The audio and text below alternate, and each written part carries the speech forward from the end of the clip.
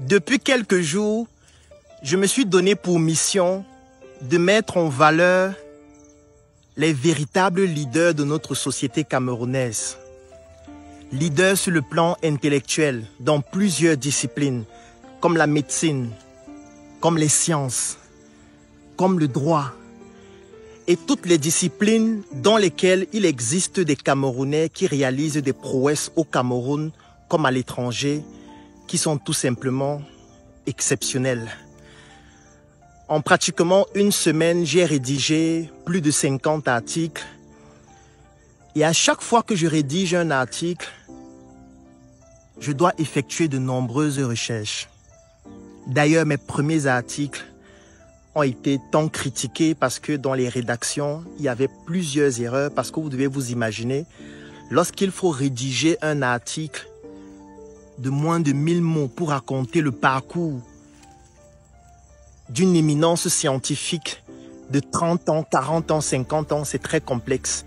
Il faut consulter plusieurs sources, il faut regarder des sites internet qui ont parfois des informations biaisées, il faut parfois utiliser des outils et le faire rapidement si on a réellement l'envie de présenter le maximum de profils, et c'était ça mon ambition. Et aujourd'hui, je suis à la fois fier et triste. Fier parce que je me rends compte que les Camerounais ne réalisent certainement pas suffisamment la valeur intellectuelle puissante que représentent les Camerounais, que ce soit au Cameroun ou à l'étranger. Je vous invite à consulter ma page, scrollez, lisez les articles, regardez les profils de ces hommes, de ces femmes, de ces maîtres, de ces professeurs, de ces docteurs, de ces personnes qui réalisent des choses indescriptibles, mais qui sont totalement dans l'anonymat, que pratiquement personne ne connaît, ou alors ne sont connus que par leurs étudiants, leurs élèves, leurs patients, leurs employeurs. Pourtant, ce sont des personnes qui doivent devenir les modèles de notre société.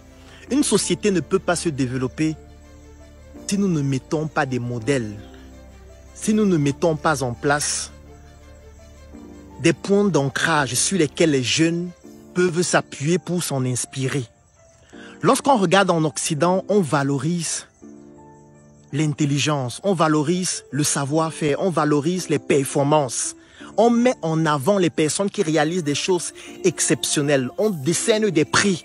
Parce qu'on voudrait que les plus jeunes, en regardant cela, se disent « Je voudrais devenir architecte. Je voudrais devenir ingénieur comme tel. Je voudrais devenir médecin et aussi révolutionner la médecine comme tel. » C'est la raison pour laquelle ils le font. Mais chez nous, qu'est-ce qui se passe? Quand vous scrollez sur Facebook, quels sont les contenus que vous voyez? Quand vous scrollez sur TikTok, qu'est-ce que vous voyez? Quand vous êtes sur les réseaux sociaux, quelles sont les personnes que vous voyez au quotidien et qui façonnent, même de manière inconsciente, notre inconscient collectif et pousse nos enfants à avoir des modèles qui ne correspondent pas forcément à ce que nous voulons pour notre société.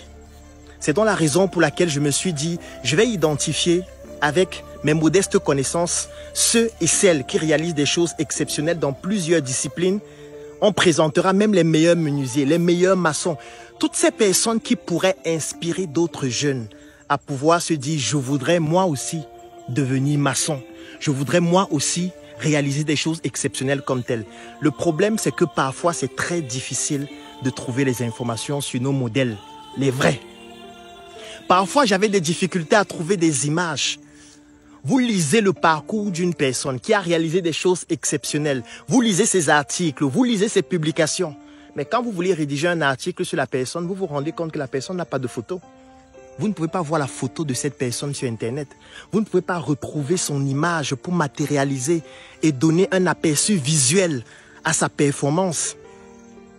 Parce que ça ne doit même pas rester au niveau des images. Ce n'est pas pour rien qu'on conçoit des monuments, des grandes statues. Parce qu'il faudrait qu'on se rappelle que celui-ci, celle-ci a marqué notre temps.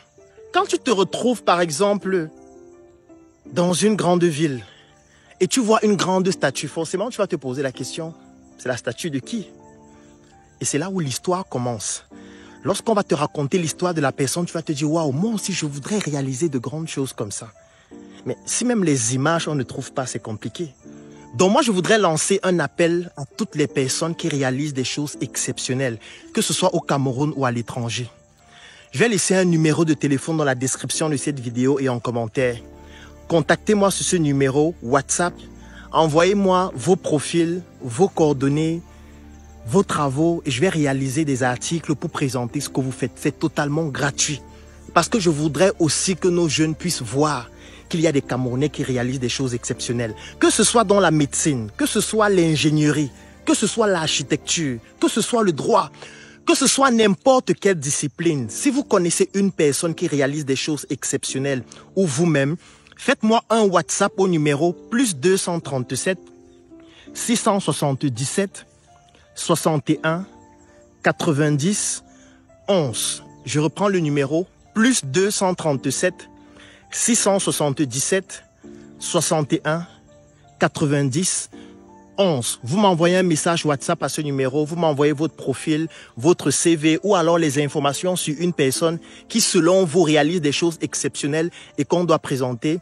Et je rédigerai un article totalement gratuitement sur cette personne que je vais publier sur ma page Facebook Dr Claudel Nombissier. Vous pouvez déjà visiter cette page sur laquelle j'ai déjà publié plus de 50 articles sur plusieurs éminences scientifiques dans notre pays comme à l'étranger, dans le domaine de la médecine, du droit, ainsi de suite, afin de pouvoir découvrir ce que les Camerounais font. Parce que je pense que le jour où les Camerounais vont savoir exactement ce que les Camerounais, les vrais, font, nous allons avoir un pays qui changera, pas en 10 ans, pas en 7 ans, mais en quelques heures. Parce que la révolution commence d'abord par l'esprit, avant de se matérialiser par le physique. À très bientôt pour une nouvelle chronique.